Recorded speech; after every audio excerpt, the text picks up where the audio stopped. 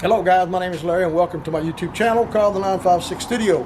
Hey, in today's video we're going to cover a topic that most of you are going to run into if you haven't already, and I'll explain to you what I found out on my homemade sawmill, what was causing the actual carriage to jump back and forth on each side of it as I was pushing it, and why it was binding up and where it was binding up at, and what I'm doing to fix the problem. So stick around, let's go into detail and show you what happened. Now I would really like to take you out there and show you the sawmill itself, but we got 50 to 60 mile an hour wind blowing out there with the front coming in, and if I took the camera out there, probably wouldn't be able to hear a damn thing that I'm saying. So I'm going to try to show you inside the warehouse here on top of my old table and let you see what I found. Alright, as most of you know, I'm not very photogenic. So after several weeks of researching and pushing and trying and greasing and looking and measuring and everything else, finally come to the conclusion what it was is these damn old casters right here. Now, when you look at them, they look fine. And normally these casters will last you a long, long time. I can go through the set maybe every 2 or 3 years, but it also makes a difference on how you have them set up on your sawmill. Well, if you're like me, you're going to have these things set up on your sawmill this way, on a piece of angle iron, sitting on top of whatever your frame is. And I've got, of course, a thicker angle iron up here. Mine is probably, I want to say it's a 1/4 inch thick, 1/4 by 1/4, and it's 2 by 2, maybe 1.5 by 1.5 on the other sawmill. And mine is actually running on here like so. So you got, if I had 1/4 inch, this would be a better example. And let me see if I can find a piece of 1/4 inch and we'll bring it out. Well, I went out to my metal stack and I wasn't able to find a piece of 1/4 inch angle iron. So we're going to go back to where we was at right here. Now, you see how that bounced around right there? That is what your casters are doing. That one actually fell over, but I think you can get the picture here. And why that is so is if you take a better look at this caster. Now these are made in China. I don't know where any other place these are made at. And this is a 4-inch caster. I actually sell the 4-inch and a 3-inch. But I'm wanting you to know that these are not going to last a lifetime. I do like them because they have a grease fitting and needle bearings inside here that can come out and remove this washer. But back to the topic.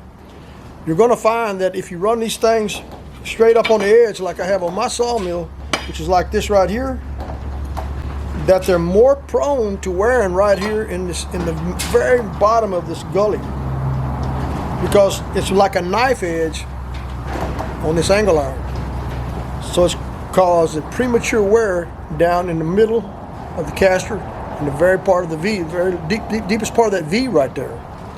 So if you can, when you build a sawmill, I would highly recommend that you put those on that just like so that it alleviates a lot of that wear in the middle part of the V section of this sawmill caster. Now these are cast iron, there ain't no steel going to last you forever, but with continuous movement back and forth, back and forth, back and forth, and of course you're not able to grease the tracks, because if you did, you just collect a bunch of dirt on them and they would just fill up on the inside. So guys, that right there is one of the reasons why your sawmill may be shimmying back and forth, back and forth, back and forth. As you're pushing it, it just kind of bounces and bounces and just shudders and shudders and shudders and shudders. The other reason is maybe you don't have the settings on the blade right as far as the angle it's cutting into the wood. Now I can't get you a good explanation of that, but in other words, the left side might be more forward than the right side, or the right side may be more forward than the left side when you put it together, and that will create you a lot of problems as well. One way it's going to cut faster and better versus the other way, because you're changing the pitch or the angle of the teeth itself.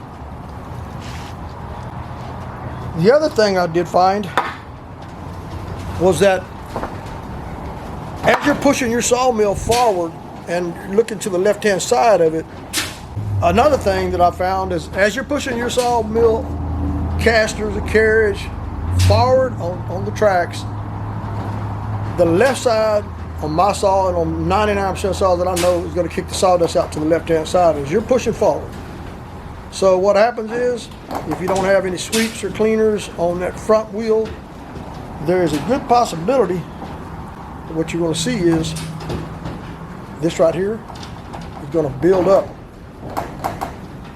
The sawdust, wood, it's just going to glue itself inside there. And when it does that, the left side of your sawmill is going to want to pick up a little bit, and it's going to also create a bouncing effect on the carriage. Now, I probably can't get that close enough without blurring up, but I'm going to try to get it where you can see it.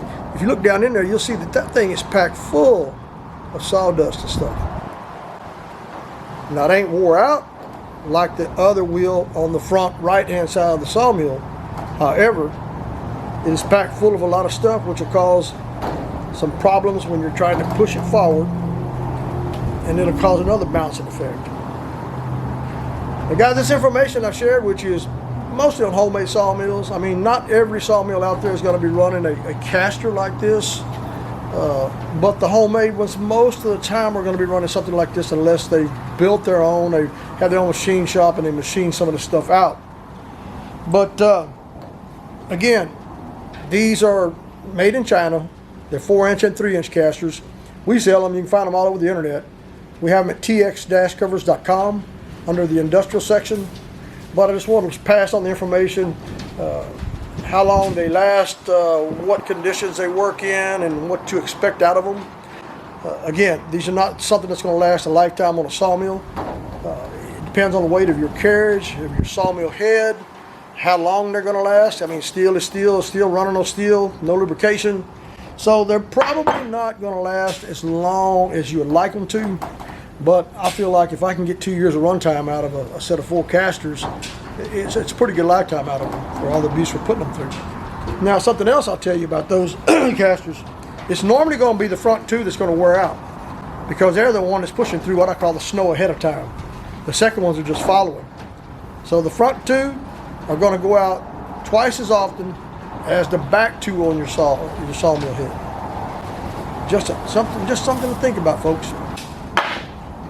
I hope I shared some information there that's valuable to you. Now, we do have the Sawmill Blade Guide rollers, and let me get you a couple of shots of those. Sorry about the interruption there, but I just want to show you a couple of other products we have. This is a Sawmill Blade Guide rollers. I have these in 1 1/4 and 1 1/2 inch. We custom machine these on a CNC mill, and they will come with 2 bearings that are easy to replace. They'll push in so far and they have a stop, and they push in so far and have a stop. And you'll just use a stud that runs through them, and you'll make your adjustment actually on the arm that you're going to build on the sawmill to either go up or down. But to be quite honest with you, I have a piece of tubing inside another piece of tubing, and with screws set on each corner on 3 locations, 4 locations, and I'm able to set these one time and never have to mess with them again.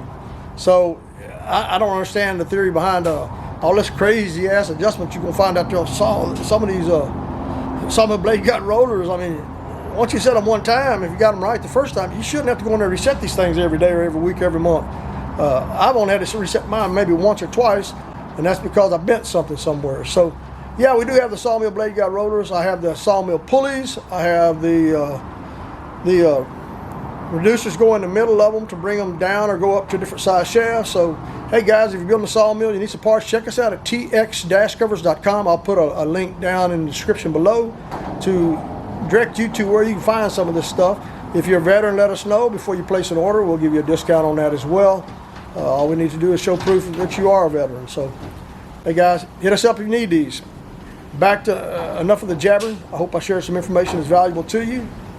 Hope you watch this entire video and push it out there. Hit the like, thumbs up, and subscribe. So this video will get out there and reach other people that really want to see it, that may not get to see it otherwise.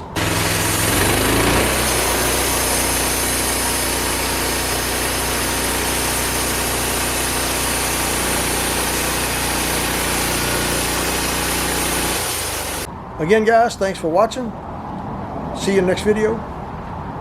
Until then.